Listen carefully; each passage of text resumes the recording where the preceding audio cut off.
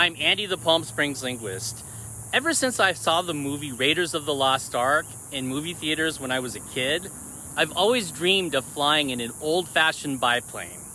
Well, today I'm going to do just that, plus visit the Palm Springs Air Museum behind me while exploring the topic of aviation English.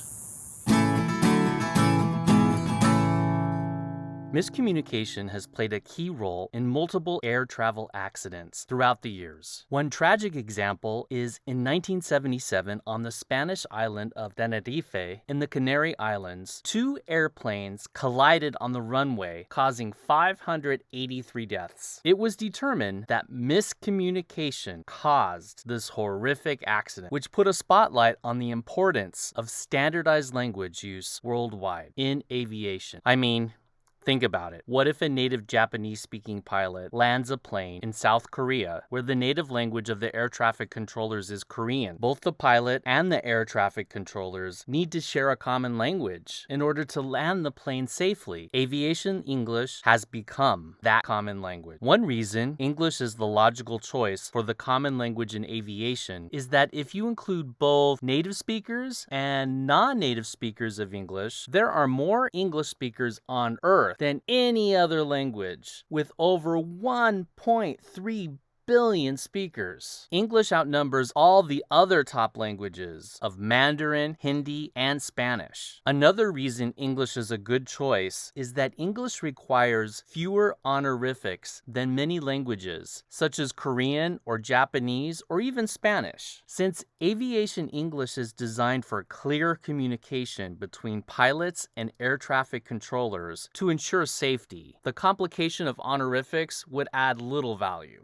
The International Civil Aviation Organization first recommended that English be the language of international aeronautical radiotelephony communications in 1951. Now, it is widely accepted as the worldwide aviation standard. However, aviation English is different than regular conversational English, since aviation has a rather narrow purpose of ensuring consistent and clear communication to ensure safety. Aviation English is a specialized form of English. There are two levels of language used: standard phraseology for takeoff and landing, and plain language for less formal communication. Here are a few examples of standardized vocabulary used in aviation English. Over. You say over to signal that your message is complete, and stand by to signal that you are too busy to take a message at that moment. Roger. You say Roger to signal that you have received all of the last message. Notice that Roger and received both start with an R. That is not a coincidence. Wilco. You say Wilco to signal that you will comply. Aviation English also has standardized ways to communicate an emergency. Mayday, Mayday, Mayday is a distress signal used as a call for help when an airplane is in danger. Mayday originates from the French phrase m'aider, which means help me. Pan pan, pan pan, pan pan is a distress signal that is one level down from Mayday for serious but not life-threatening situations. It originates from the French word panne, which means breakdown. Aviation English has specific ways to express numbers. In general English, there is variety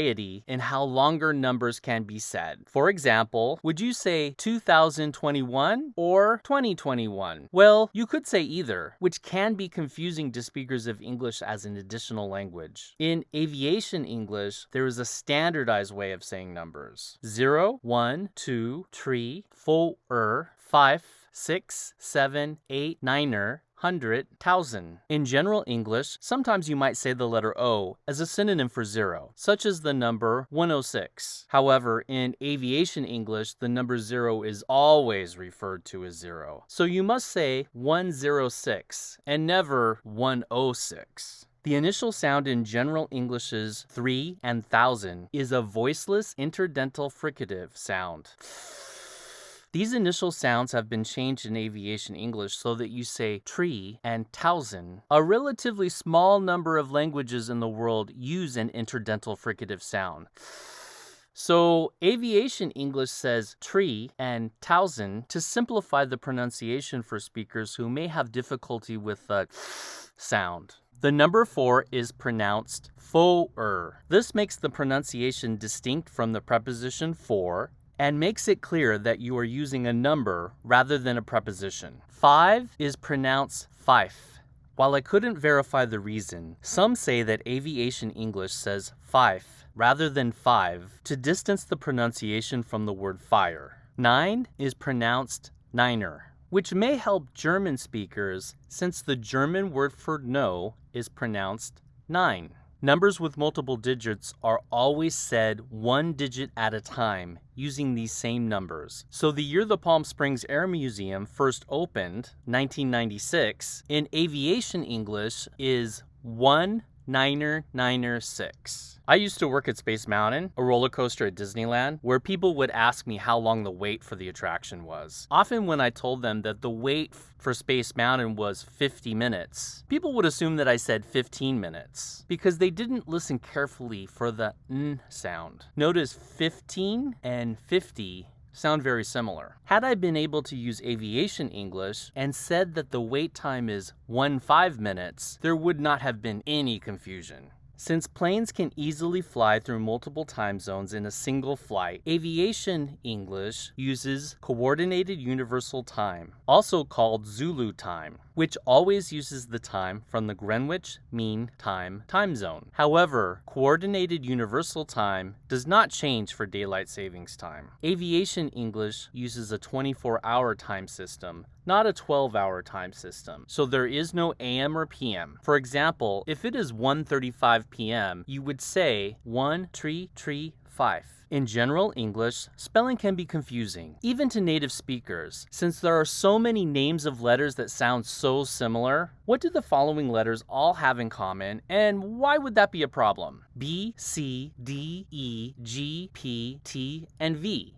They all rhyme, and each only has one single sound in the onset that distinguishes it from the other letter names, forcing the listener to pay very close attention to determine which letter they are hearing. In American English, we can add the letter Z to this list of letters that rhyme. However, in most dialects of English, this letter is referred to as Z, not Z. What about the following letters? F, L, M, N, S, and X. They all start with the same sound, and each only has one sound in the rhyme that distinguishes it from the other letter names. In English, when you rattle off the spelling of a word, there is a reasonable chance that the listener will mishear one of the letters. Aviation English has a solution. Aviation English has their own letter names used for spelling words. Alpha, Bravo, Charlie, Delta, Echo, Foxtrot, Golf, Hotel, India, Juliet, Kilo, Lima, Mike, November, Oscar, Papa, Quebec, Romeo, Sierra, Tango, Uniform, Victor, Whiskey, X-Ray, Yankee, Zulu. So, if you're using Aviation English and want to spell Palm Springs, you would say Papa, Alpha, Lima, Mike. Sierra, Papa, Romeo, India, November, Golf, Sierra. So, aviation is a specialized form of English, but what about native speakers? Well, as soon as a native speaker walks into a room of speakers of English as an additional language, comprehension goes down. It is very easy for a native speaker, especially a monolingual native speaker, to speak in a way that can be difficult for non-native speakers to understand. Without even realizing it, they may use figurative language, slang, or synonyms that non-native speakers are not familiar with. Many words in English have a strong form that is used when a word is stressed or said in isolation, and a reduced weak form that is said in rapid speech when the word is unstressed. For example, a flight should have left already is a sentence with all strong forms, but a flight should have left already is the same sentence with some weak forms. Sometimes native speakers use several weak forms,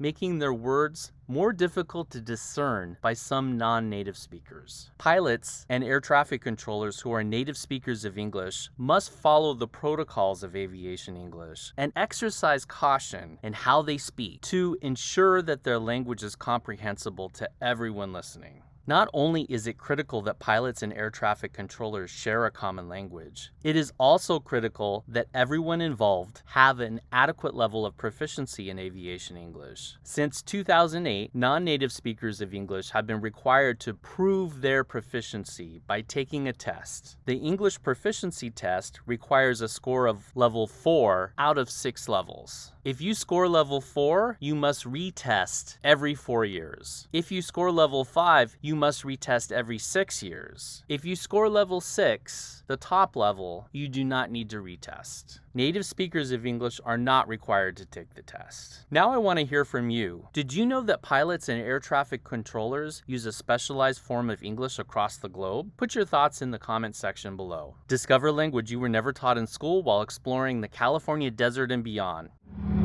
If you enjoyed this episode, please click like and subscribe right now to not miss any future episodes of the Palm Springs Linguist. I hope you enjoyed the Palm Springs Air Museum and gained some insight into aviation English. I'm Andy, the Palm Springs Linguist. Now come join me as I take a trip on the old-fashioned biplane, and we're going to take a bird's eye view of Palm Springs from the sky.